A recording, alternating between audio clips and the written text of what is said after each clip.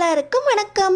நம்ம அழகே அழகு சீரியல்ல நம்ம அழகு மலரோட தம்பி கார்த்திக்குக்கும் பாக்கியராஜோட தங்கச்சி ஸ்ருதிக்கும் கல்யாணம் நடந்துருச்சு. ஸ்ருதியும் கார்த்தியும் மாலையும் கழுத்துமா கழுத்துல தாலியோட வந்து நிற்கும் போது ராகவன் ராஜலக்ஷ்மி என்ன செய்ய போறாங்க? இந்த விஷயம் கண்டிப்பா தங்கராஜுக்கும் தெரிய வருது. தங்கராஜ் வீட்டுக்கு வந்து கார்த்தியை என்ன வழி பண்ண போறாரு? ஸ்ருதி கார்த்திக் கல்யாணம் நடந்தா என்னெல்லாம் நடக்கும் தெரிஞ்சுக்கிறதுக்கு முன்னாடி இந்த வீடியோக்கு ஒரு லைக் போட்டுக்கோங்க. ஸோ பார்த்தீங்கன்னா உன் தம்பி கார்த்தி உன்னோட ஒரு வயசு தானே சின்னவன். அவனை இன்னும் நீ சின்ன பையனாகவே பார்த்துக்கிட்டு இருக்கியா? அவனுக்கு கல்யாணம் வேண்டான்னு தான் சொன்னான். ஆனால் நாங்கள் தான் சித்தப்பா சொன்ன உடனே அவனை வற்புறுத்துனதுனால கல்யாணத்துக்கு ஒத்துக்கிட்டான். நீ கல்யாணத்துக்கு வருவதானே அப்படின்னு நம்ம மலர்கிட்ட அவங்க அம்மா கேட்க, நான் வராமலா? கண்டிப்பாக கல்யாணத்துக்கு 10 நாளைக்கு முன்னாடியே வந்து இருப்பேன் அப்படின்னு நம்ம மலர் ரொம்ப சந்தோஷமாக அவங்க அம்மா கூட பேசிக்கிட்டு இருக்க, இந்த பக்கம் நின்று கிச்சனில் எட்டி பார்க்குறாங்க இந்த ராஜலக்ஷ்மி. நான் போய் நின்னதை கூட கவனிக்கலைங்க. அவள் பாட்டு போட்டதை போட்டபடி போட்டு வேலையை பார்க்காம ஃபோனில் பேசிக்கிட்டே இருக்கா அப்படின்னு சொல்லி ராகவன்கிட்ட போட்டு கொடுக்குற ராஜலக்ஷ்மி, மலரே மலரே குடிக்க தண்ணி எடுத்துகிட்டு வா அப்படின்னு சொல்கிறாங்க. உடனே நம்ம மலரு, இதை வந்துட்டு அத்தா அப்படின்னு சொல்லி, அம்மா அப்பட ஃபோன் பேசுகிறேம்மா அப்படின்னு அவங்க அம்மா ஃபோனை கட் பண்ணிவிட்டு இப்போ தண்ணி எடுத்துகிட்டு வராங்க. யார் ஃபோனில் ரொம்ப நேரமாக பேசிக்கிட்டு இருந்த அப்படின்னு நம்ம மலர்கிட்ட கேட்க, எங்கள் அம்மா தான் அத்தை அப்படின்னு சொல்கிறாங்க. ஏதோ சந்தோஷமான விஷயம், ரொம்ப சந்தோஷம்னு சொல்லிக்கிட்டு இருந்த. அது கார்த்திக்கு கல்யாணம் ஏற்பாடு பண்ணியிருக்காங்களாம். அவனுக்கு அதுக்குள்ளே கல்யாண வயசாயிடுச்சா அப்படின்னு ராகவன் கேட்குறாரு. என்னோட ஒரு வயசு தான் மாமா சின்னவன் அவன் அப்படின்னு மலர் சொல்கிறாங்க. அவனுக்கு தான் இன்னும் சரியான வேலை கூட அமையலையே, அதுக்குள்ளே கல்யாணம் கேட்குதா அப்படின்னு ராகவன் கேட்க, நல்ல வேலை தான் மாமா பார்த்துக்கிட்டு இருக்கான். அது எப்படி? அவனுக்கு தான் கவர்மெண்ட் வேலை கிடைக்கலையே. அது மாமா கவர்மெண்ட் வேலைக்கும் ட்ரை பண்ணான், ஆனால் கிடைக்கல. இப்போ பார்க்குற வேலையும் நல்ல வேலை தான் மாமா அப்படின்னு இப்போ மலர் சொல்லிக்கிட்டு இருக்கும்போதே இந்த ராஜலக்ஷ்மி, நான் கூட பயந்துக்கிட்டே இருந்தேன், எங்கள் ஸ்ருதியை இந்த கார்த்திக்கு பொண்ணு கேட்டு வந்துடுவாங்களோன்னு. அதை எப்படி அத்தை நாங்கள் கேட்போம்? நீ கேட்காம இருப்ப மலர், ஆனால் உங்கள் அம்மாக்கும் தம்பிக்கும் உள்ளுக்குள்ளே ஆசை இருக்கும்ல, எங்கே கேட்டுருவாங்களோன்னு உள்ளுக்குள்ளே பயம் இருந்துக்கிட்டே இருந்துச்சு. ஆனால் அவங்க வசதிக்கும் தகுதிக்கும் ஸ்ருதியை கேட்குறதுக்கு பயம் இருக்கும்ல, அதான் அவங்க வசதிக்கு தகுந்தாப்புல பொண்ணு பார்த்துருப்பாங்க அப்படின்னு ராஜலக்ஷ்மி சொல்லிக்கிட்டு இருக்கும்போதே மலருக்கு கண்ணெல்லாம் கலங்கி போயிடுது. வேகமாக கிச்சனுக்குள்ளே ஓடி போய் அழ ஆரம்பிக்க, இன்னொரு பக்கம் இந்த ராஜலக்ஷ்மி கொஞ்சம் கூட இறக்கமே இல்லாமல், நம்ம சொன்னது அவளுக்கு குத்தி இருக்கும் போல, அவள் அழுவன்னு நினைக்கிறேன். அது எப்படி ஸ்ருதிக்கு அவனை போய் பேச முடியும்? மனசுக்குள்ளே இருந்திருக்கும், அதான் ஓடி போயிட்டா அப்படின்னு இந்த ராஜலக்ஷ்மி ராகவன் கிட்ட சொல்ல, ராகவனும் அப்படின்னு மண்டையாட்டிக்கிறாரு. இப்போ பார்த்தீங்கன்னா ராஜலக்ஷ்மி ராகவனும் இப்படியே ஒரு நட போய் அப்படியே கோயிலுக்கு போயிட்டு வந்துடுவோமா அப்படின்னு ராஜலக்ஷ்மியை கூட்டிக்கிட்டு ராகவன் கோயிலுக்கு கிளம்புறாரு. இந்த நேரத்தில் ஸ்ருதியும் கார்த்தியும் மாலையும் கழுத்துமா அண்ணி அப்படின்னு வந்து நிற்கிறாங்க. பார்த்தீங்கன்னா மலருக்கு தூக்கி வாரி போட்டுருது. ஸ்ருதி என்ன வேலை பண்ணி வச்சிருக்க? எதுக்கு இவனோட என்ன மாலையும் கழுத்துமா வந்து நிற்கிற அப்படின்னு மலர் கேட்குறாங்க. அண்ணி, எனக்கு கார்த்தியை ரொம்ப பிடிச்சிருந்துச்சு. கார்த்திக்கு வீட்டில் பொண்ணு பார்க்குறதா சொல்லி வருத்தப்பட்டார். அதனால தான் இதுக்கு மேலே பொறுமையாக இருக்க முடியாதுன்னு கல்யாணம் பண்ணிக்கலான்னு முடிவு பண்ணி கோயிலில் வச்சு கல்யாணம் பண்ணிக்கிட்டோம் அப்படின்னு ஸ்ருதி சொல்கிறாங்க. இது வீட்டுக்கு தெரிஞ்சால் என்ன ஆகும் தெரியுமா ஸ்ருதி? நீங்கள் பாட்டு முடிவெடுத்துடுறீங்க, வீட்டை பற்றி யோசிக்கவே மாட்டிங்களா? உள்ளே வாங்க முதல்ல அப்படின்னு சொல்லி மலர் ஸ்ருதியையும் கார்த்தியையும் வீட்டுக்குள்ளே கூப்பிடுறாங்க. டேய் கார்த்தி, ஸ்ருதி உன் கூட பேசுனாங்கிறதுக்காகவே உங்கள் மாமனும் அவங்க மச்சானும் சேர்ந்துக்கிட்டு உன்னை போட்டு அடி அடின்னு அடித்தாங்களேடா. வீட்டில் என்ன நடந்துச்சு தெரியுமா? தங்கராஜன்னு நான் வருவேன்னு தெரிஞ்சும் இவங்களை கூப்பிட்ருக்கீங்க அப்படின்னா என்னை அசிங்கப்படுத்துறதுக்காக கூப்பிட்ருக்கீங்களா? உங்களுக்கு அவங்க தான் பெருசாக தெரிஞ்சிட்டாங்களா அப்படின்னு மாமா கிட்ட கேட்டார். உன்னை ஸ்ருதியோட ரோட்டில் பார்த்து அடித்து போட்டுட்டு வீட்டுக்கு வந்து, நாங்கள் ஸ்ருதிக்கு கல்யாணத்துக்காக பணத்தை வாரி இறப்பேன்னு தெரியும், அந்த பணமெல்லாம் உன் வீட்டுக்கு போகணும்னு சொல்லி தானே நீ போய் உன் தம்பி கூட பேசு அப்படின்னு ஸ்ருதி அமுச்சு வச்சிருப்ப. உன் தம்பிக்கும் நீ தான் சொல்லி கொடுத்துருப்ப. ஏன்னா நீயே என் தங்கச்சி கல்யாணத்தை நிறுத்திட்டு பாக்கியராஜோட ஏமாற்றி கல்யாணம் பண்ணிட்டு வந்தவ தானே. வசதியான இடத்துல கல்யாணம் பண்ணிட்டு போகிறதுனா உங்களுக்கு என்ன கசக்குமா? மாமா, என்னை அவமானப்படுத்துறதுக்கே இங்கே கூப்பிட்டீங்களா? மாமா ஏற்கனவே மாப்பிள்ளை தான் முக்கியம், மாப்பிள்ளை தான் முக்கியம்னு எல்லா விஷயத்துக்கும் என்ன சொல்லுவீங்களே, இந்த விஷயத்தில் உங்களுக்கு மாப்பிள்ளை முக்கியம் இல்லாமல் போயிட்டேனா அப்படின்னு என் வீட்டுக்காரைய அடிக்க போனார். தங்கச்சி விஷயத்தில் நீங்கள் தலையிடாதீங்க, என் தங்கச்சியை நான் பார்த்துக்குவேன் அப்படின்னு பாக்கியராஜ் அவங்க மாமா கிட்ட பேசினப்ப, எப்போவுமே என் மாப்பிள்ளை தான் முக்கியம், மாப்பிள்ளைக்கு அப்புறம்தான் யாராக இருந்தாலும் சொல்லுவீங்களே மாமா, இப்போ உங்கள் பையன் என்னை எதிர்த்து பேசிக்கிட்டு இருக்கான், ஒன்றுமே கேட்காம இருக்கீங்களே மாமா அப்படின்னு அவங்க மாமாவை தூண்டி விட்டு சொந்த பையனு கூட பார்க்காம தான் பையனையே அவங்க மாப்பிள்ளைக்கிட்ட மன்னிப்பு கேட்க வச்சவங்கடா என்னோட மாமாவும் அத்தையும். இன்னைக்கு காலையில் கூட உன் கல்யாண பேச்சை கேட்டப்போ உன்னோட வசதிக்கும் தகுதிக்கும் சுருத்தி கேட்குதா அப்படின்னு என்கிட்ட அசிங்கமாக பேசுனாங்கடா. நீ என்னன்னா யாருக்குமே தெரியாமல் இப்படி சுருத்தியை கல்யாணம் பண்ணிட்டு வந்து நிற்கிறியடா அப்படின்னு மலர அழுவுறாங்க. அக்கா நான் எவ்வளவோ சொன்னேங்க்கா, ஆனால் ஸ்ருதி தான் என்னை ரொம்ப பிடிச்சிருக்கு, எங்கள் வீட்டில் ஒத்துக்க மாட்டாங்க அப்படின்னு அப்பப்போ எனக்கு ஃபோன் பண்ணுவா. நான் ஃபோனை கட் பண்ணி தாங்க்கா விடுவேன். இருந்தாலும் அவள் என் மேலே உயிரையே வச்சிருக்கா. எனக்காக ஒரு தடவை தற்கொலைக்கு கூட துணிஞ்சிட்டாக்கா. அதுக்கப்புறம் தான் அவளோட காதலையே ஏற்றுக்கிட்டேன். உங்கள் வீட்டுக்கு வந்தப்பெல்லாம் கூட அவள் என்கிட்ட தனியாக பிரியமாக பேசுவாக்கா. எனக்கு அவளை ரொம்ப பிடிச்சிருந்துச்சுக்கா. இந்த வீட்டிலையே என்னை மதித்து பேசுகிறவ அவள் ஒருத்தி தான்க்கா. அவளை விட்டு கொடுக்க மனசு இல்லாமல் தான் நான் கல்யாணம் பண்ணிக்கிட்டேங்க்கா அப்படின்னு இந்த கார்த்தி சொல்லிக்கிட்டு இருக்கும்போதே கோயிலுக்கு போன ராஜலக்ஷ்மி ராகவனும் வீட்டுக்கு வந்துடுறாங்க. கல்யாண கோலத்தில் கழுத்தில் தாலியோடு நிற்கிற ஸ்ருதியை பார்த்த உடனே ஐயோ ஐயோ ஐயோ ஐயோ என்னடா பண்ணி வச்சிருக்க, என் பொண்ணை ஏமாற்றி கல்யாணம் பண்ணிட்டு வந்துட்டியடா அப்படின்னு சொல்லி இந்த ராஜலக்ஷ்மி ராகவனும் கார்த்தியோட சட்டையை பிடிச்சி அரைன்னு அரைகிறாங்க. அம்மா சட்டையை விடுங்கம்மா, இந்த வீட்டு மாப்பிள்ளை அவர், மாப்பிள்ளைக்கு என்ன மரியாதை கொடுப்பீங்களோ அந்த மரியாதையை இனிமேல் இவருக்கும் கொடுக்கணுமா அப்படின்னு ஸ்ருதி சொல்கிறாங்க. யாரடி இந்த வீட்டு மாப்பிள்ளை, மாப்பிள்ளைக்குன்னு ஒரு தகுதி தராதரம் வேண்டாமா, இந்த பிச்சைக்கார பையில போய் கூட்டிகிட்டு வந்திருக்க அப்படின்னு இந்த ராஜலக்ஷ்மி மறுபடியும் தலையில் அடிச்சுக்கிட்டு அழுக. யாருமா பிச்சைக்கார பைய, இவ மாதத்துக்கு 80,000 ரூபா சம்பாதிக்கிறாருமா, பொண்ணுங்களுக்கு மரியாதை கொடுக்க தெரிஞ்சவருமா, என்னை மனசார விரும்புகிறாருமா, இப்படிப்பட்ட மாப்பிள்ளை கிடைக்கிறதுக்கு நான் கொடுத்து வச்சிருக்கணும். நான் கார்த்தியை தான் விரும்புகிறேன். கார்த்திக்கு வீட்டில் வேறு பொண்ணு பார்க்க ஆரம்பிச்சிட்டாங்கம்மா, அதனால தான் நாங்கள் 2 பேரும் அவசரமாக கல்யாணம் பண்ணிட்டு வந்துட்டோம். எனக்கு கார்த்தி தான் வேணும் அப்படின்னு மறுபடியும் ஸ்ருதி ஒத்த காலில் நிற்க ராகவன் தங்கராஜுக்கு கால் பண்ணிடுறாரு. தங்கராஜுக்கு கால் பண்ணிக்கிட்டு இருக்கும்போது தங்கராஜ், இதோ சுரேஷும் அழகுமதியும் கூட்டிகிட்டு வீட்டுக்கு தான் மாமா வந்துக்கிட்டு இருக்கேன், இன்னொரு 10 நிமிஷத்தில் வந்துடுவேன் மாமா அப்படின்னு தங்கராஜ் சொல்கிறார். மாப்பிள்ள சீக்கிரம் வாங்க மாப்பிள்ள அப்படின்னு ராகவன் அழுக. என்னாச்சு மாமா, உங்கள் குரல் வேறு மாதிரி இருக்குது, என்ன விஷயம் அப்படின்னு தங்கராஜ் கேட்குறாரு. மாப்பிள்ள நடக்கக்கூடாத விஷயம்லாம் நடந்து போச்சு மாப்பிள்ள, சீக்கிரம் வீட்டுக்கு வாங்க மாப்பிள்ள, வீட்டுக்கு வந்ததுக்கப்புறம் உங்களுக்கே புரியும் அப்படின்னு ராகவன் கலங்கி நிற்க. டேய் சுரேஷ், வீட்டில் ஏதோ பிரச்சனை போல, நம்ம சீக்கிரம் போகணுண்டா அப்படின்னு சொல்லி காரை வேகமாக தங்கராஜ் ஓட்ட நம்ம அழகுமதிக்கு பதறுது.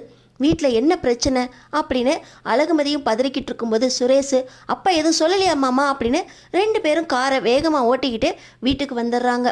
இதுக்கிடையில் நம்ம மலர் பாக்கியராஜுக்கும் கால் பண்ணி, எங்க சீக்கிரம் வாங்க, வீட்டில் ரொம்ப பெரிய பிரச்சனை ஆயிடுச்சு, ஸ்ருதியும் கார்த்தியும் அப்படின்னு சொல்லிக்கிட்டு இருக்கும்போதே, என்னாச்சு மலர், வீட்டில் என்னாச்சு, எங்கள் கார்த்தியை பற்றி பேசிக்கிட்டு இருக்கா அப்படின்னு சொல்ல, சீக்கிரம் வாங்க அப்படின்னு சொல்லி பாக்கியராஜுக்கும் கால் பண்ணி நம்ம அழகு மலர் வர சொல்ல பாக்கியராஜும் வந்துடுறாரு. அதே நேரத்தில் தங்கராஜும் வர 2 பேரும் வாசல்லே பார்த்துக்கிட்டு வேகமாக வீட்டுக்குள்ளே வராங்க. இந்த ராஜலக்ஷ்மி தங்கராஜும் பாக்கியராஜும் வீட்டுக்குள்ளே வந்த உடனே கதவை இழுத்து மூடிடுறாங்க. மாப்பிள்ள வீட்டில் தப்பு நடந்து போச்சு மாப்பிள்ள, வீட்டில் தப்பு நடந்து போச்சு, இந்த சுருத்தி பண்ண காரியத்தை பாருங்க மாப்பிள்ள அப்படின்னு சொல்லி தங்கராஜை வீட்டுக்குள்ளே கூட்டிகிட்டு வராங்க ராஜலக்ஷ்மி. மாப்பிள்ள பாருங்க மாப்பிள்ள, இந்த படுபாவி பைய மலரோட தம்பி கார்த்தி என்ன காரியம் பண்ணி வச்சிருக்கான்னு, இந்த வீணா போனவனுக்கு நம்ம வீட்டு பொண்ணு கேட்குது அப்படின்னு சொல்லி இந்த ராஜலக்ஷ்மி அழுவ.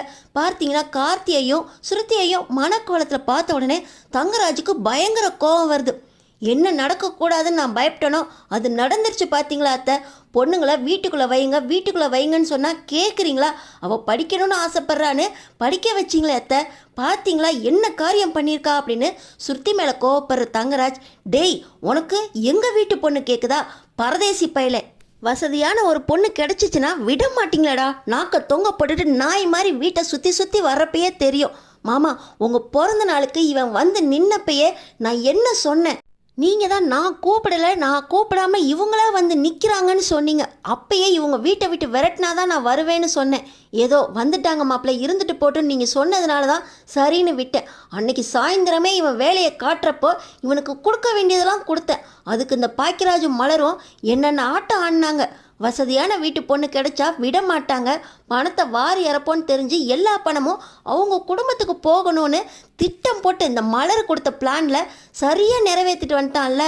இந்த மலரோட வீட்டில் இவனுக்கு பொண்ணுன்னு பார்த்தா ஏதாவது வீணா போன ஒரு பொண்ணு, வரதட்சணை இல்லாமல் வருவா, ஏழை பொண்ணுன்னு நமக்கு கல்யாணம் ஆகாது, இந்த மாதிரி பொண்ணு தான் கிடப்பான்னு தெரிஞ்சு வசதியான பொண்ணு ஒன்று கிடைச்ச உடனே வாரி சுருட்டிட்டு போயிட்டான்ல. ஏய் சுருத்தி, அவன் தான் உன்னை லவ் பண்ணுறேன்னு சொல்லி உன்னை ஏமாத்தினானா? உனக்கு அறிவு வேணாம்? படித்த பொண்ணு தானே நீ, வெளி இடத்துக்கு போயிட்டு வந்துட்டு தானே இருந்த. உங்கள் வீட்டில் உன்னை நம்பி அனுப்புனாங்க. பொண்ணுங்களை நம்பாதீங்க நம்பாதீங்கன்னு நான் சொல்கிறேனே, கேட்டிங்களா? இப்படி தான் இவளுக்கு பண்ணுவாளுங்க. வீட்டில் உன்னை பாதுகாத்து வச்சுருந்தாங்க. உனக்காக எவ்வளோ பவுனு பணம் எல்லாம் சேர்த்து வச்சுருக்காங்கன்னு அவங்கிட்ட சொல்லியிருப்ப. அதனால தான் பாரு உன்னை கூட்டிகிட்டு போய் கல்யாணம் பண்ணிட்டு வந்துட்டான். திருட்டு கல்யாணம் பண்ணிட்டு வந்திருக்கீங்களா நீங்கள் அப்படின்னு சொல்லி பேசிக்கிட்டு இருக்கும்போதே இந்த கார்த்தியையும் சுருத்தியையும் அடிக்க வராரு தங்கராஜ். மாப்பிள்ள, என் பொண்ணு மேலே தப்பே இருந்திருக்காது மாப்பிள்ள, எல்லாம் அந்த திருட்டு பைய, இந்த வீணா போனவன் தான் ஐடியா கொடுத்துருப்பான். என் பொண்ணை என்ன சொல்லி ஏமாத்தினானே தெரின மாப்பிள்ள, தாலி கட்டுற அளவுக்கு இவ போயிருக்கா அப்படின்னு மறுபடியும் ராஜலக்ஷ்மி அழுகுறாங்க. இதுக்கிடையில் பாக்கியராஜ், என்னடா சுருத்தி இப்படி பண்ணிட்டு வந்துட்டியடா, என்கிட்ட ஒரு வார்த்தை சொல்லியிருக்க கூடாதா அப்படின்னு சொல்லி சுருத்திக்கிட்ட போகிறாரு. இப்போ சுரேஷ், என்னென்ன அவகிட்ட பேசிக்கிட்டு இருக்க, மாமா சொன்ன மாதிரியே நடந்துருச்சா? நான் அன்னைக்கு அடித்தேன் அப்படின்னு என்கிட்ட அண்ணியும் நீங்களும் எவ்வளோ கோவப்பட்டீங்க. என் தம்பி உத்தமே நல்லவன், இந்த மாதிரி ஒரு எண்ணம் கொஞ்சம் கூட வந்திருக்காது அப்படின்னு என்னெல்லாம் அண்ணி என்கிட்ட பேசினாங்க தெரியுமா? என்கிட்ட பேசாமல் இருந்தாங்க. உங்கள் மாமா கிட்டேருந்து விலகி இரு, உங்கள் மாமா எப்போ பார்த்தாலும் இப்படி தான் பண்ணுவாருன்னு என்கிட்ட எத்தனை தடவை அட்வைஸ் பண்ணியிருப்பீங்க. இப்போ மாமா சொன்னது தான் சரிங்கிற மாதிரி ஆயிடுச்சுல. மாமா சொன்னால் எப்போவுமே சரியாக தான் இருக்கும், இப்போயாவது புரிஞ்சுக்கோங்க. ஏய் சுருத்தி, அந்த தாலியை கழட்டி போட்டுட்டு நீ வா, அவனை என்ன பண்ணணும்னு எனக்கு தெரியும் அப்படின்னு சொல்லி சுரேஷும் கார்த்தி பக்கம் போக, அண்ணே இப்படிலாம் இந்த குடும்பத்தில் பண்ணுவீங்கன்னு தெரிஞ்சுதான் நான் கார்த்தி வீட்டுக்கு நேராக போகலான்னு சொன்னேன். கார்த்தி தான் அக்காவுக்கு வாழ்க்கை வீணாக போயிடும், அக்காக்காக நம்ம அங்கே போய் தான் ஆகணும்னு சொல்லி இங்கே கூட்டிகிட்டு வந்தார். கார்த்தி மேலே எந்த தப்பும் இல்லைண்ணே, நான் தான் அவரை துரத்தி காதல் செஞ்சேன். ஒரு கட்டத்தில் அவருக்கு என் காதல் புரிஞ்ச அதுக்கப்புறம்தான் அக்காக்காக வேண்டாம் வேண்டான்னு திரும்ப சொன்னார். இப்போ அவங்க வீட்டில் வேறு பொண்ணு பார்த்து முடிவாகிற நிலமையில தான் இன்னொரு பொண்ணோட வாழ்க்கை வீணாக போகக்கூடாது அப்படின்னு நான் தான் அவரை கட்டாயப்படுத்தி கோயிலுக்கு கூட்டிகிட்டு போய் கல்யாணம் பண்ணேன் அப்படின்னு சுருத்தி அழுகுறாங்க.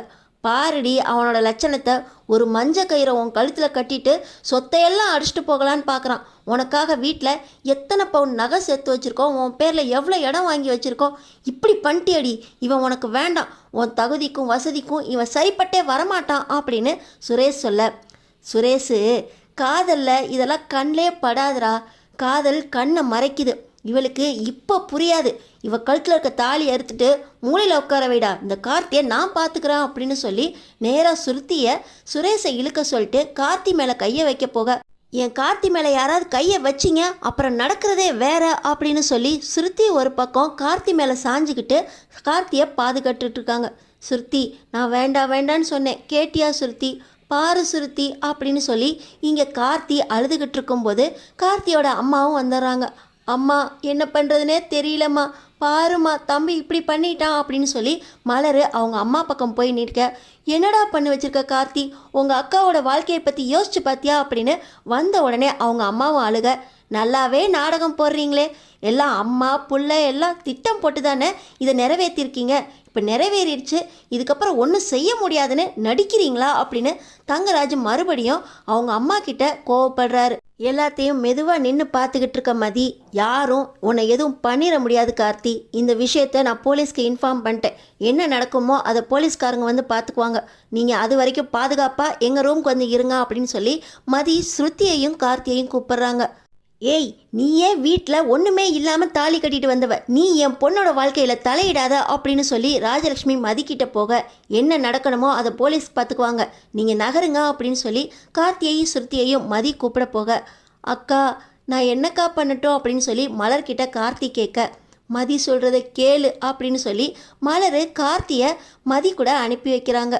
இன்னொரு பக்கம் இவ்வளவு நடந்திருக்கு, உன் தம்பியை நீ சேஃப்டி பண்ணிக்கிட்டு இருக்கல, இனிமே நீ இந்த வீட்டில் இருக்கிறதுக்கு தகுதியே கிடையாது, நீ வீட்டை விட்டு வெளியே போ அப்படின்னு சொல்லி தங்கராஜ் மலர சொல்ல, இதை சொல்கிறதுக்கு உங்களுக்கு என்ன உரிமை இருக்குது? என்னோட புருஷன் இருக்கார், அவர் சொல்லட்டும், நான் அந்த வீட்டை விட்டு போயிடுறேன் அப்படின்னு சொல்லி மலர் பாக்கியராஜை பார்க்க, பாக்கியராஜ் தலையை குனிஞ்சிருக்க, இப்போ கூட நீங்கள் எனக்காக வரமாட்டீங்களா அப்படின்னு நம்ம மலர் பாக்கியராஜோட சட்டையை பிடிக்க, மலர் என் தங்கச்சி அப்படின்னு சொல்ல, உங்கள் தங்கச்சியும் முக்கியம், நானும் உங்களுக்கு முக்கியமாக தெரியலையா அப்படின்னு சொல்லி மலர் கேட்க, அதான் மாப்பிள்ளை சொல்லிட்டார்ல, இன்னும் என்னடி பாக்கியராஜோட சட்டையை பிடிச்சிக்கிட்டு இருக்க, நீ உன் தம்பியை கூட்டிகிட்டு வீட்டை விட்டு வெளியே போ, சுருத்தியை என்ன பண்ணணும்னு எங்களுக்கு தெரியும் அப்படின்னு சொல்லி இந்த ராஜலக்ஷ்மி ராகவனும் மலரை வீட்டை விட்டு வெளியே போகன்னு சொல்ல, போலீஸ் வந்ததுக்கப்புறம் எதுவாக இருந்தாலும் பேசிக்கலாம், அமைதியாக இருங்க அப்படின்னு சொல்லி நம்ம மதி சொல்கிறாங்க. என்னடி போலீஸுன்னு பூச்சாண்டி கட்டிக்கிட்டு இருக்கியா, போலீஸெல்லாம் நாங்கள் நிறைய பார்த்துட்டோம் அப்படின்னு சொல்லி தங்கராஜ் ரொம்ப கோபமாக மதிக்கிட்ட வர, மாமா அவகிட்ட பேசி ஒரு பிரயோஜனமும் இல்லை, இவ போலீஸ்க்கு இன்ஃபார்ம் பண்ணியிருக்கேன்னு சொல்கிறா, போலீஸ் வரதுக்குள்ளே சுருத்தியை நம்ம சேஃப்டி பண்ணிவிட்டு இந்த கார்த்தியை கொன்றலாம் மாமா அப்படின்னு சொல்லி சுரேஷ் சொல்கிறார். டேய் சுரேஷ், என் தம்பி மேலே ஏதாவது கை பட்டுச்சு சும்மா விடமாட்டேன் அப்படின்னு நம்ம மலர் சொல்ல, பாக்கியராஜ் இப்பையும் அமைதியாக இருக்க, நீங்கள் இப்படியே தானே இருக்கீங்க, நீங்கள் இனிமேல் எனக்கு வேண்டாம், என் தம்பியையும் சுருத்தியையும் எப்படி பாதுகாத்தணும்னு எனக்கு தெரியும், மதி கார்த்தியையும் சுருத்தியையும் கூப்பிடு, நாங்கள் எங்கள் வீட்டுக்கு கூட்டிகிட்டு போகிறோம் அப்படின்னு சொல்லி மலர் கார்த்தியையும் சுருத்தியையும் அவங்க அம்மாவை கூட்டிக்கிட்டு வீட்டை விட்டு கிளம்புறாங்க.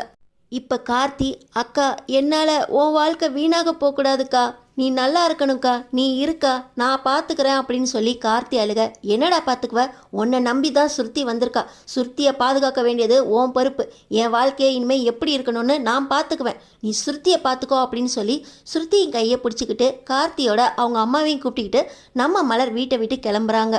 நம்ம மதி, இல்லைக்கா இங்கே இருக்கணும், நீங்கள் இங்கே தான் வாழணும், உங்களை வீட்டை விட்டு போன்னு சொல்கிறதுக்கு யாருக்குமே இங்கே தகுதி இல்லை, மாமா என்ன மாமா நினச்சிக்கிட்டு இருக்கீங்க, மலரக்காக்காக நீங்கள் தான் பேசணும், அவங்க எந்த தப்பும் பண்ணலையே, அவங்க எதுக்கு வீட்டை விட்டு போகணும் அப்படின்னு சொல்லி நம்ம மதி பாக்கியராஜ் கிட்ட கேட்க, மலரு நீ இரு மலரு, பேசிக்கலாம், போலீஸ் வரட்டும் அப்படின்னு சொல்லி பாக்கியராஜ் கலங்கி போய் நிற்கிறாரு. நீங்கள் இப்பயுமே உங்கள் அம்மாக்காக அப்பாக்காக உங்கள் மாமாக்காக தான் பேசுகிறீங்க, சுருத்தி என்ன பண்ணா யார் மேலே தப்பு அப்படின்னு விசாரிக்க மனசு வரலையில முடிவெடுங்க அப்படின்னு சொல்லி நம்ம மலரும் மதியம் ஒரு முடிவாக பாக்கியராஜ் கிட்ட கேட்க, அவன் என்ன முடிவெடுக்கிறது, நான் பார்க்குற இந்த விஷயத்த அப்படின்னு சொல்லி தங்கராஜ் கோவமாக வர, அடுத்தடுத்து என்ன நடக்க போகுதுன்னு தெரிஞ்சுக்கிறதுக்கு நம்ம சேனலை சப்ஸ்கிரைப் பண்ணி தொடர்ந்து பாருங்கள்.